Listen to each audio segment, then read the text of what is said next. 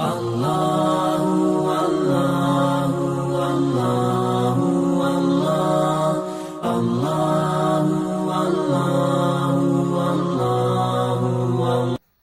لله رب العالمين والعاقبة للمتقين والصلاة والسلام على سيد الأنبياء والمرسلين أما بعد رب اشرح لي صدري ويسر لي أمري واحلل عقدة من لساني يفقه قولي رب زدني علما سبحانك لا علم لنا إلا ما علمتنا إنك أنت العليم الحكيم اللهم ألهمني رشدي وأعذني من شر نفسي. آج کا ہمارا موضوع سورہ بقرہ کی ابتدائی آیت ہدی للمتقین سے متعلق ہے. آیت کا ترجمہ اور اس کی تفسیر. سب سے پہلے ہم آیت کے ترجمے کی طرف آتے ہیں. ہدی للمتقین ہدایت ہے پرہیزگاروں کے لیے، یعنی یہ کتاب جس کا ذالک الکتاب میں ذالک الکتاب لا ریب فیہ، اس آیت کے پہلے حصے میں جس کا ذکر ہے اس کی مزید وضاحت ہدی للمتقین میں کی گئی ہے کہ یہ کتاب ہدایت ہے پرہیزگاروں کے لیے. دس بک از اے گائیڈنس فار گاڈ فیئرنگ. سب سے پہلے اس فقرے میں یہ دو الفاظ ہیں، ہدن اور متقین کی وضاحت ہوگی. ہدن یہ لفظ ہدایت کی طرح مصدر ہے اور لغت میں محبت اور نرمی کے ساتھ رہنمائی کے لیے یہ لفظ استعمال ہوتا ہے. اس کی جو لغوی تحقیق ہے وہ سورہ فاتحہ کی آیت اہدنا الصراط المستقیم کے تحت گزر چکی ہے. یہاں ہمیں صرف اتنا معلوم ہونا چاہیے کہ یہ لفظ ہدن مصدر ہے اور یہ یا تو اسم فاعل کے معنی میں ہے، یعنی ہدن سے مراد ہے ہادن للمتقین، یعنی رہنمائی کرنے والی ہے متقین کے لیے، یا ہدن کو مصدر ہی کے معنی میں لیے جائے تو پھر بھی درست ہے. جیسے جب یہ کہا جاتا ہے کہ زید جو ہے وہ انصاف کرنے والا ہے تو عربی میں زید عادل کے بجائے بعض اوقات زید عدل کہا جاتا ہے. تو اس طریقے سے صفت میں مبالغہ پیدا ہو جاتا ہے، یعنی زید مجسم عادل ہے. اسی طرح یہاں بھی ہدی للمتقین کا مطلب یہ ہوگا کہ یہ کتاب پرہیزگاروں کے لیے سراپا ہدایت ہے. دوسرا لفظ جو اس آیت میں اس فقرے میں موجود ہے وہ ہے متقین. یہ اسم فاعل ہے جو جمع کا صیغہ ہے اور واحد اس کا متقی ہے. یہ لفظ اتقاء سے بنا ہے. متقی کون ہے؟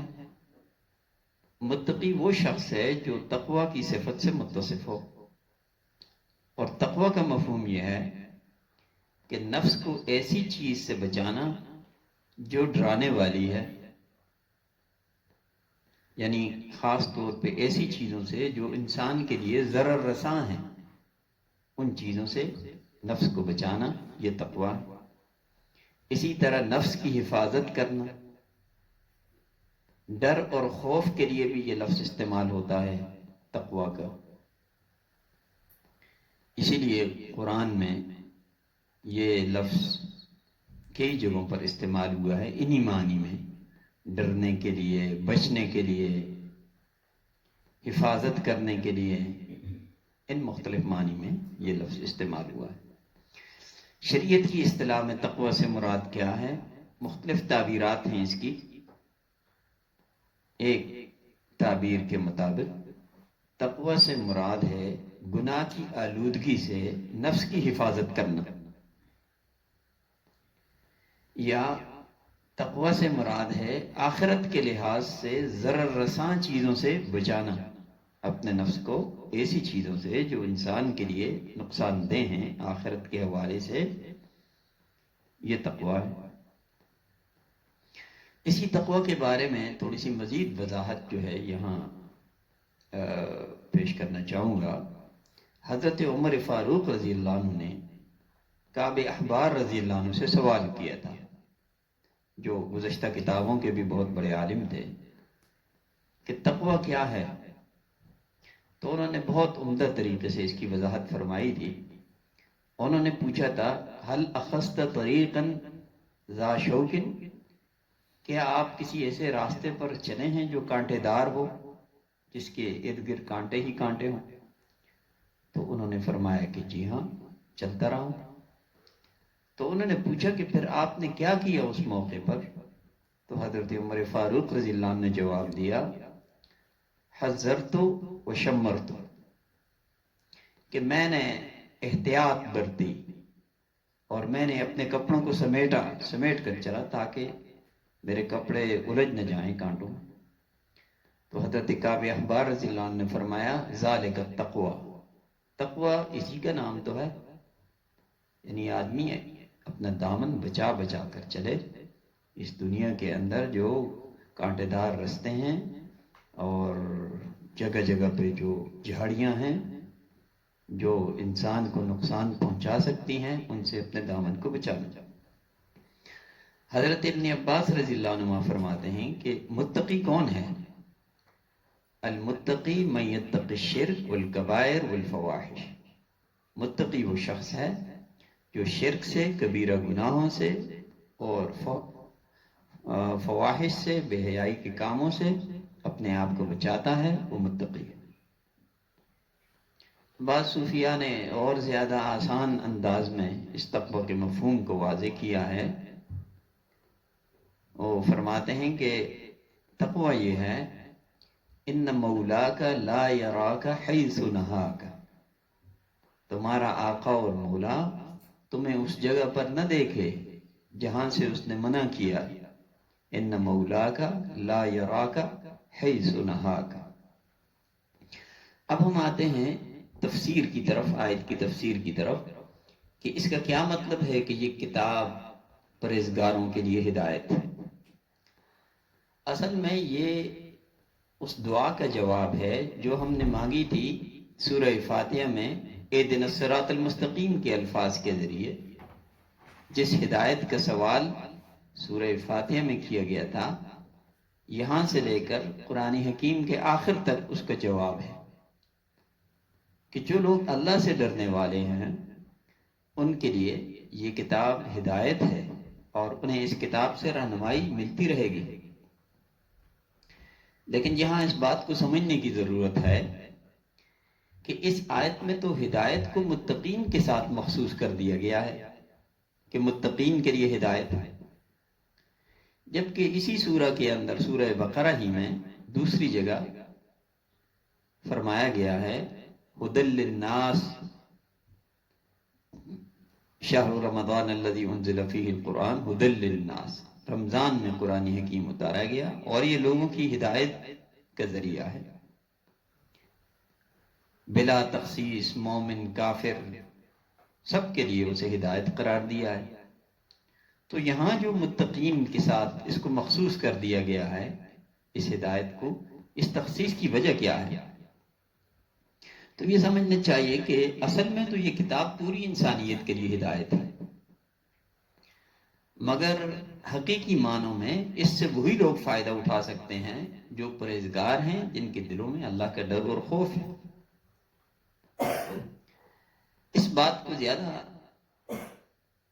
آسانی کے ساتھ سمجھنے کے لیے ہم یہ دیکھیں کہ کسی بھی چیز سے فائدہ اٹھانے کے لیے یہ ضروری ہوتا ہے کہ اس چیز کے جو فوائد ہیں، اس کی جو خصوصیات ہیں، ان سے پوری طرح واقفیت اور آگاہی ہو،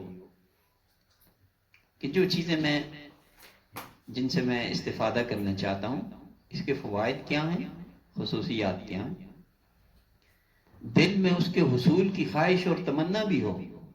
ایک آدمی جانتا ہے کہ جی اس کا فلاں فائدہ ہے، لیکن وہ خواہش پیدا نہیں ہوتی، وہ تمنا نہیں ہوتی، اور اس کے ساتھ ساتھ طلب اور جستجو بھی ہو، آدمی اس کا متلاشی بھی ہو کہ یہ چیز مجھے مل جائے تاکہ میں اس سے استفادہ کر سکوں، اور پھر اس کے ساتھ ساتھ استفادے کی صلاحیت بھی موجود ہو۔ تو یہ ضروری ہوتا ہے کسی بھی چیز سے فائدہ اٹھانے کے لیے۔ اسی طرح ہم دیکھتے ہیں کہ قرآن حکیم سے بھی استفادے کے لیے یہ ضروری ہے کہ سب سے پہلے تو اس کی صداقت اور سچائی پر مکمل اعتماد ہو کہ یہ کلام الہی ہے، یہی نسخہ شفا ہے، اس کا پختہ یقین ہو، اسی میں انسان کی روحانی بیماریوں کا علاج ہے، دل جو ہے وہ تقوی اور خشیت سے لبریز ہو، حقیقت اور سچائی کی طلب اور جستجو ہو انسان کے اندر، اور اس کے ساتھ ساتھ ہدایت اور رہنمائی کے لیے ذہنی اور قلبی طور پر پوری طرح تیار اور کمر بستہ ہو، اور ہر قسم کے تعصبات سے، ضد اور عناد سے بالا تر ہو کر اس کی طرف رجوع ہو، تو ہدایت پھر اسی صورت میں انسان کے حصے میں آتی ہے۔ اسی مضمون کو قرآن نے دوسرے الفاظ میں بھی بیان کیا ہے، وَيَهْدِي إِلَيْهِ مَن يُنِيبُ اور وَيَهْدِي إِلَيْهِ مَنْ أَنَابَ، کہ جو اس کی طرف رجوع کرتا ہے اسے اللہ ہدایت دیتا ہے، یعنی بے طلبوں کو ہدایت نہیں ملتی۔ اب ظاہر ہے کہ مومن ہی طلب رکھتا ہے، متقی ہی طلب رکھتا ہے، جس کے دل میں پختہ ایمان ہے، یقین ہے اس کی سچائی کا، وہ معترف ہے، اس کی طلب اور خواہش اور جستجو ہے، اور اس کے لیے وہ محنت کرتا ہے اس کو حاصل کرنے کی، تعصبات سے بالا تر ہو کر اس سے رہنمائی حاصل کرنا چاہتا ہے۔ تو اس کتاب کے اندر جو صفت ہدایت ہے وہ پوٹینشلی موجود ہے، بالقوہ موجود ہے، لیکن اس سے ہر آدمی تو ہدایت حاصل نہیں کر سکتا۔ بالفعل جو لوگ اس سے ہدایت حاصل کرتے ہیں وہ متقین ہیں، انہی کے لیے ممکن ہے کہ وہ اس سے رہنمائی حاصل کریں۔ اس کی مثال یوں سمجھ لیں کہ گلاب کتنا ہی خوشبودار کیوں نہ ہو، مگر ناک بند ہونے کی صورت میں اس کی خوشبو کا سونگھنا محال ہوتا ہے۔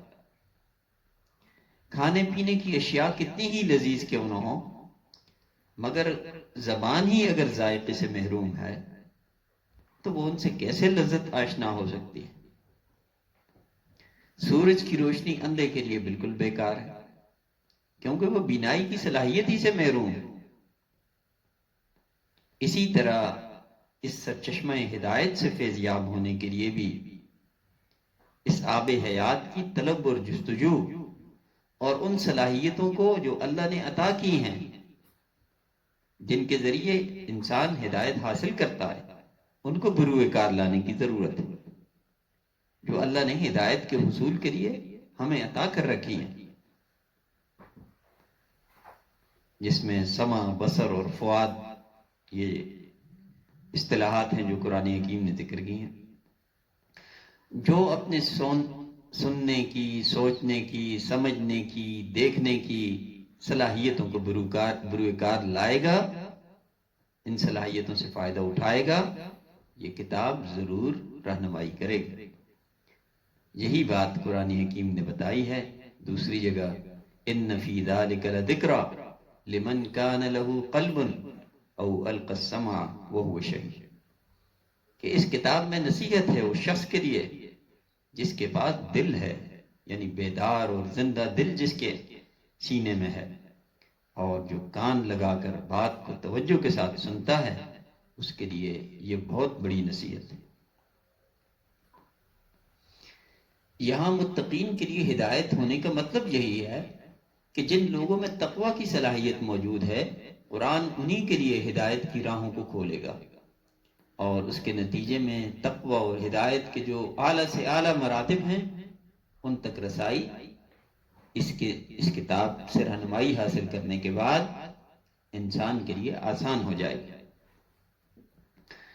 ہدی للمتقین کے ذریعے اس کتاب کی جو اصلی اور بنیادی خصوصیت ہے اس کو بھی اجاگر کیا گیا ہے کہ نہ تو یہ کوئی قصے کہانیوں پر مشتمل کوئی کتاب ہے، نہ کوئی تاریخ کی کتاب ہے، نہ سائنسی اور فلسفیانہ مباحث کا مجموعہ ہے، دراصل یہ دستور حیات ہے جس کا مقصد، انسان کی زندگی کا جو اصل نصب العین ہے اس کو متعین کرنا ہے۔ ایک کامیاب اور مطمئن زندگی گزارنے کے لیے اصولوں اور ضابطوں کی تعیین کرنا ہے، اور ان گتھیوں کو سلجھانا ہے، اور ان مسائل کے حل کی طرف رہنمائی کرنا ہے جو مختلف نوعیت کے ہیں، سماجی بھی ہیں، معاشرتی بھی ہیں، تمدنی بھی ہیں، ثقافتی بھی ہیں، سیاسی بھی ہیں، قانونی بھی ہیں۔ ان کے حل کی طرف یہ کتاب رہنمائی کرتی ہے۔ ایسے مسائل کہ جنہیں عقل انسانی صدیوں سے سلجھانے میں سرگرداں رہی ہے، مگر درست نتائج تک پہنچنے سے قاصر رہی ہے، اس لیے کہ وہ مسائل عقل کے دائرۂ کار سے باہر ہیں۔ ہدی للناس کے ذریعے اور ہدی للمتقین کے ذریعے اسی حقیقت کا اعلان کیا گیا ہے۔ اللہ تعالی ہمیں اس کتاب ہدایت سے زیادہ رہنمائی لینے کی توفیق اور صلاحیت نصیب فرمائے۔ وآخر دعوانا ان الحمد للہ رب العالمین۔